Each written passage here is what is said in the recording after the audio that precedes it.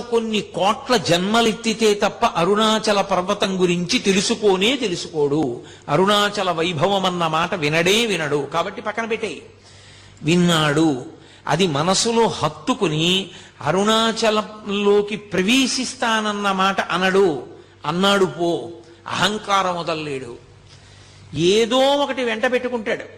వెంట పెట్టుకుని నేనింత వాణ్ణని డాంబికానికి పోయాడా ఆయన లోపలికి రానివ్వడు. అహంకార పరిత్యాగం చేశాడా లోపలికి రాణిస్తాడు. అందుకే అరుణాచలంలోకి వెళ్ళాడు అంటే వాడికి ఏదో అధికారం ఉంది, పరమేశ్వరానుగ్రహాన్ని పొంది ఉన్నాడని గుర్తు. అందుకే లోపలికి రానివ్వరు.